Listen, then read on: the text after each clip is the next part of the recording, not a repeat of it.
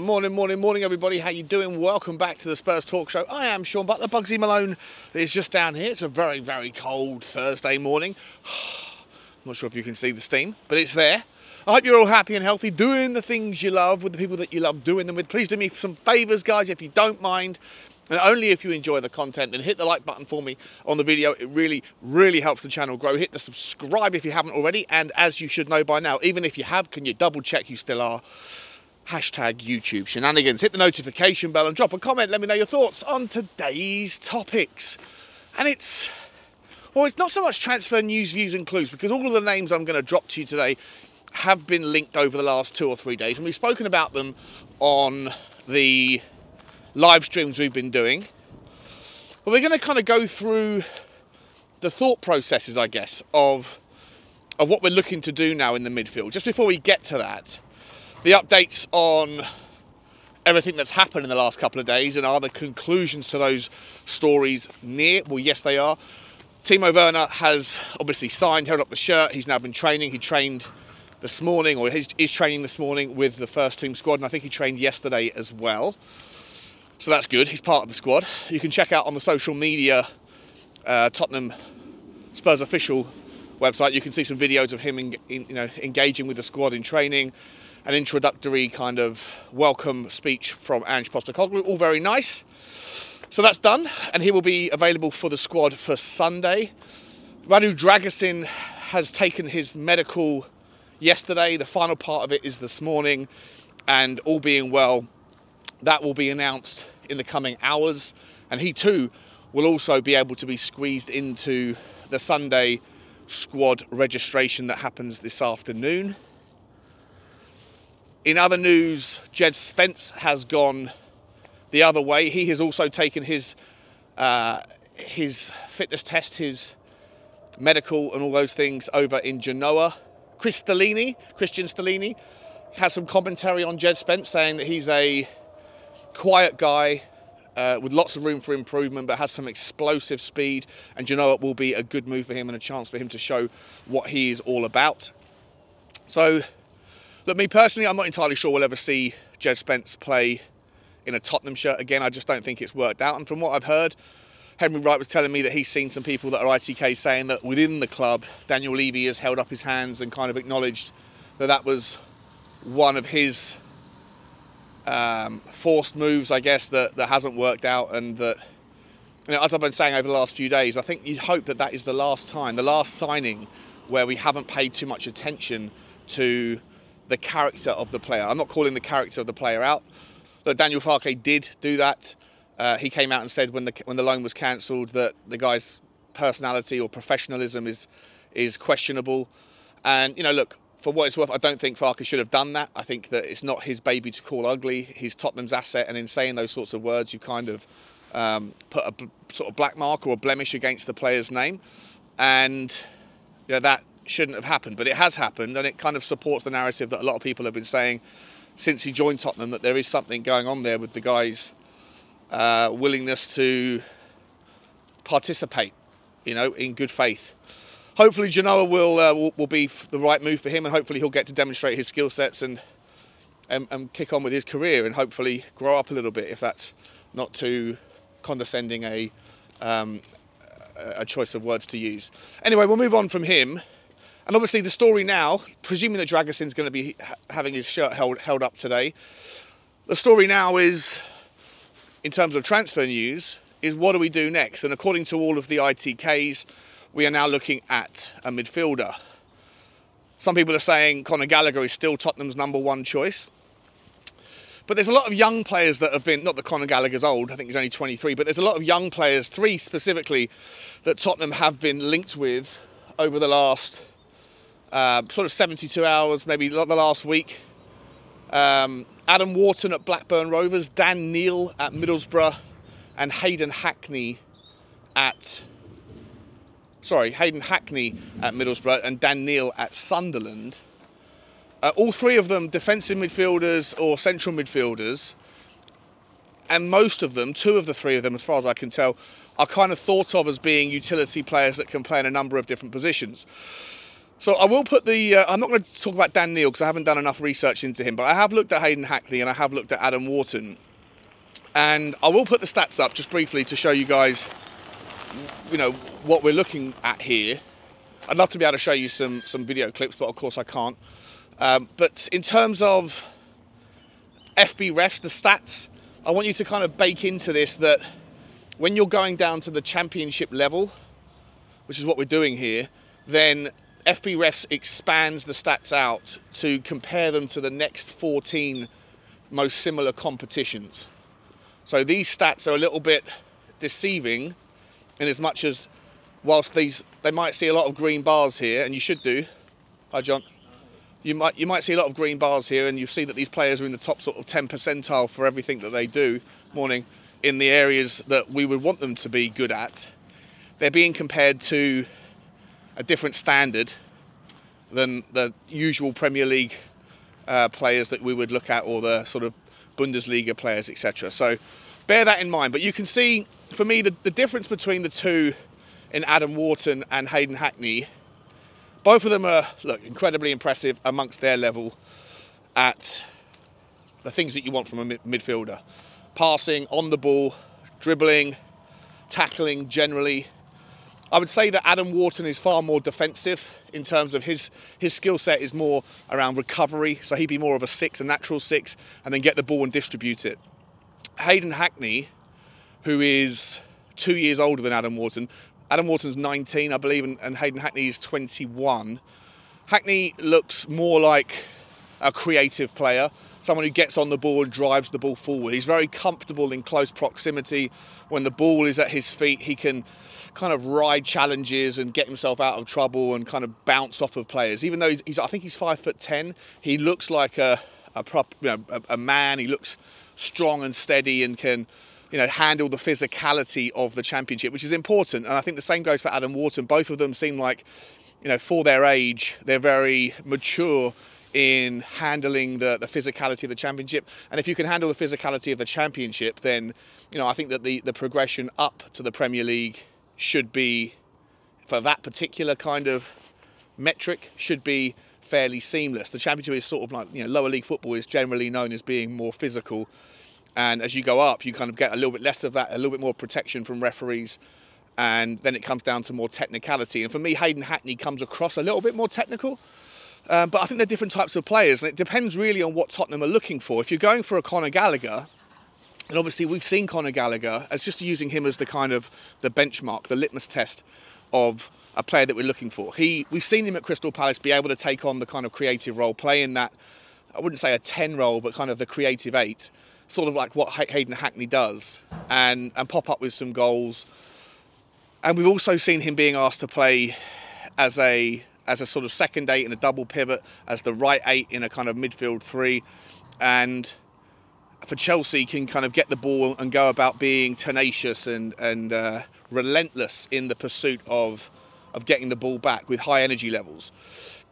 And so I think that Adam Wharton probably represents that in a younger, cheaper version. Now, in terms of valuations, obviously we know that Conor Gallagher, we've seen it and done it. He has done it in the Premier League, and like a lot of people that I speak to in this community, and you know, in the chat and in the comments underneath the videos, a lot of people are on board with it. A lot of people aren't. They think that he's a bit of a sideways passer, and they don't really see the correct valuation, or see the value for money at a £50 million price tag. Now, for me, look, I remain consistent. I think if Tottenham want to go in that direction, it makes a lot of sense. The one area that would frustrate me a little bit is that we will be handing over £50 million to Chelsea, which will allow them to continue their rebuild, continue to kind of paper over their own cracks. Now, I think that they're just about to sell, is it Martson, into Germany? And I didn't realise this. I might be speaking completely incorrectly here, but I think he might have come through the homegrown system as well. And so any value that they get out of that, whether it's a loan fee initially or whether it's a permanent transfer, will also help their FFP, but not to the extent necessary for them to go out and get a new goalkeeper if that's what they're looking for, or a new striker. But the sort of money that Conor Gallagher could command will absolutely help them. And I think it is a consideration, as I was saying on yesterday's live stream, if Tottenham are looking for a midfielder that happens to be homegrown, we have to factor in whether you want someone that's here for the here and now, that's ready to come in and impact and influence this season and next season directly. And if so, then I'm not sure that Adam Wharton and Hayden Hackney are the kind of are where we should be going. I think it's important that we do always keep one eye on the present and one eye on the future, and have we sprinkle in amongst the here and now players that can come in and do well, maybe go back out on loan and continue their development to the clubs where they've started their careers with aplomb. But if that is the model where we're just going to look for the future, I'm not sure if Hackney or Wharton or Dan Neil or any of these guys that we're looking at are going to come in and really disrupt the first team and improve the first team immediately. Now, if we were to go down that path, does that mean that we're going to look to try and move on an Ollie Skipp, or does Ollie Skipp maintain his place in the squad because of his homegrown status himself?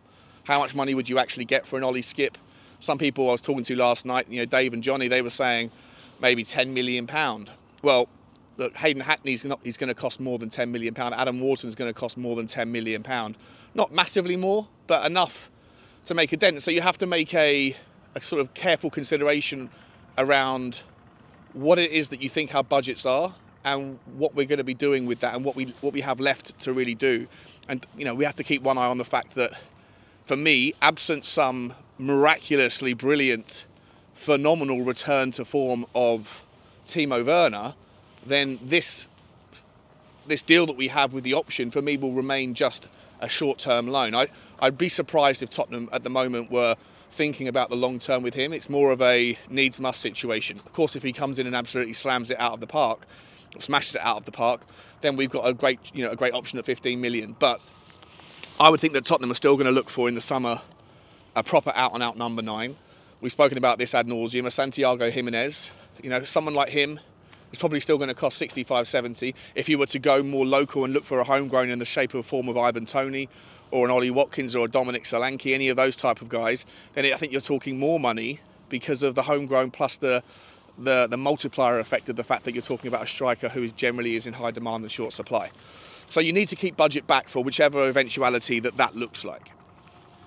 Therefore, can you do that and also command and justify paying 50, 40, whatever it is for Conor Gallagher, and also remember that you're helping Chelsea, who will become a threat? I know they're going through their own turmoil for the last 18 months, but they will become a threat. Eventually, they will figure this out unless FFP catches up with them to the point where they have to sell off some of their assets. They're figuring it out with a very rough and rocky road, but they have a willingness to spend their way out of trouble to a degree, to a large degree, in fact. So do we really want to help them out? Well, I'm not so sure that it's the best course or the best usage of the money. I'm still very much on board it. If Tottenham want to go down the Conor Gallagher path, I think the player's fantastic. I think it would really suit us. And I think he can help us right now. Giovanni Lo Celso is out of action for, some people say it's just a couple of weeks. Other people say it's more like 2 or 3 months and he's hurt, he's got a serious injury. Pierre-Emile Hojbjerg, we've spoken about this ad nauseum as well. Does he look like he's disinterested? I think so. And it's a shame because until now, one of the things that you can always rely upon within Hojbjerg's character is his professionalism and his willingness to sort of never let down his own standards because he's upset with game time or treatment or whatever else. But in the last couple of games, it's looked to me like he's not prepared to kind of go 100% because he doesn't want to get injured, or he doesn't care about the project because he thinks that he's not, he shouldn't be playing second fiddle to an Ollie Skipp or to anybody else. These are the kind of micro problems that Andrew's going to have to face when and if we continue to develop our squad and improve the overall standard. Is how do you keep and maintain players happy who expect to be playing 100% of the minutes that they're fit for when they've got other people that expect the same. In places like Manchester City and Liverpool and probably Chelsea of old, I think managers can justify, and I think players will tolerate a little bit more of a rotation because there's a high likelihood that they'll still be lifting trophies at the end of the season. At Tottenham, we don't have the historical trophy success in recent years to be able to say to good players, come in and be a bit part rotation exercise. So it's a difficult sort of juggling act, but it's something we have to do. Now, is Conor Gallagher going to be okay with it? Well, look, we've seen recently all it takes is a phone call from Big Ange to be able to convince very good players to want to come to Tottenham. And I think that the same thing could happen, even though he's Chelsea through and through. I think that Tottenham could, very likely convince him to come to play in North London if he has a conversation with Big Ange and Ange, his version of himself and also kind of hears Tottenham's version or Ange's version of what we're trying to do here. I think you could turn his head. But is it the right thing to do when you're going to spend a lot of money? And again, I go back to this narrative of helping Chelsea become better. Maybe there's other people that we can go to without having to go to that championship level and always think about one for the future. Maybe it's better to go to Crystal Palace and see if you can, find out what the right valuation is for an Eberechi Esse. I think he's just as utility, he's just as versatile. In fact, I think he probably covers more gaps in terms of with Lo Celso absence possibly coming. Do you find someone who can come in and play in the 10 and mix it up with Maddison? He can also definitely play as an 8, a left-sided 8, and he can definitely play on the left wing should we need to. And I think the left wing is a problem area that we'll have to look again at in the summer if Timo Werner's loan move is just a loan, with Perisic seemingly played his last game, with Manuel Solomon being an asset that we'll have to figure out whether we want to maintain him or we would like to cash in on him. And Brian Hill as well, with his future uncertain. Tottenham do have the likely scenario. It's entirely plausible that we could have liquidated 3 or 4 different options on the left side in the summer, and so we'll need to go and get someone in that can play out there, and definitely Eberechi Esse is one of those guys. It's going to cost you a lot of money to get him, probably 65-70 million pound, but in doing that I think you have a potentially a world-class player in the future who immediately lifts our team, immediately brings in versatility and energy and talent and technique, and I think he would be fantastic to kind of to mix it in there, and I think you could definitely convince him. And in giving Crystal Palace the money, you're not quite as worried about them going out and improving to the point where they're a threat to what we're trying to achieve in the future.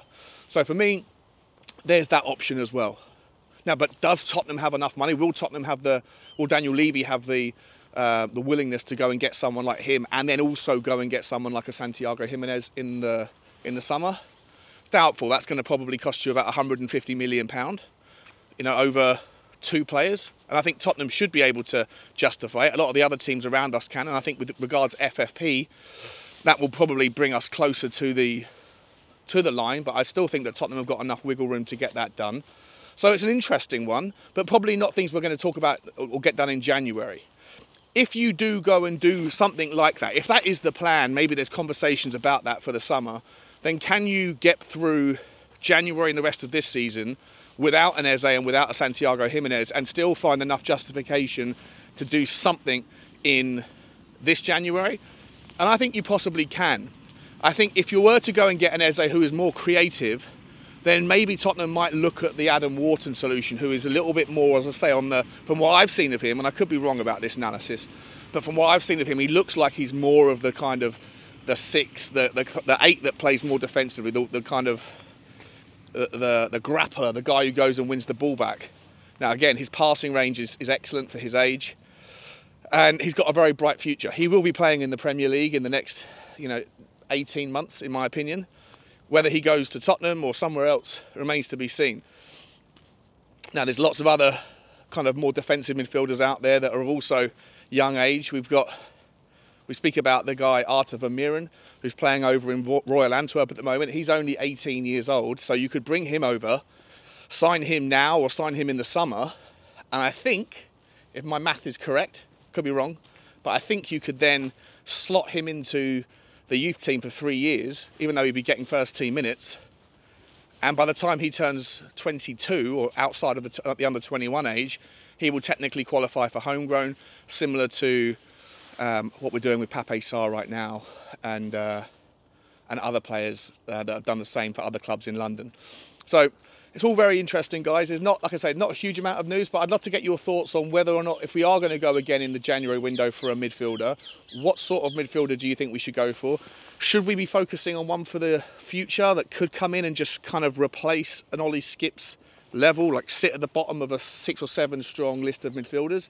Or do you want us to go and spend a lion's share of the budget that will be available for now and next summer on a player like a Conor Gallagher, like an Eze, like an Elise, well, not so much an Elise, but you know, someone of that kind of more mature but very costly end of the spectrum, and not worry so much about the you know, tomorrow we can deal with that. We do have a healthy amount of young players coming through. Don't forget Alfie Devine as well is not far away from being ready for first team football at Tottenham. He's having a wonderful season so far from all accounts at Port Vale.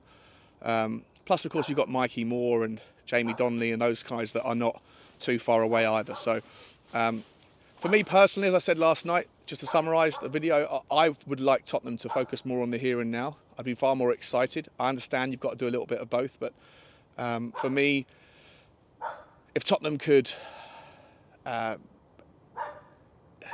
expedite the process of the conversations around trying to get someone in for the future, trying to get someone in for the summer, even if it can't be done now, but like an Eze, like a Conor Gallagher, like a Van Meeren, and you know, someone that's got enough about them to be able to come in and really be meaningfully impactful over the next 6 months, as well as the next 6 years, then I think that's the way that I would like to see it. But I'd like to know how you think about it, guys. Let me know in the comments below. Like, subscribe, and comment. It's a long one today. I do apologise. 22 minutes. What am I up to? As always, guys. Bye bye.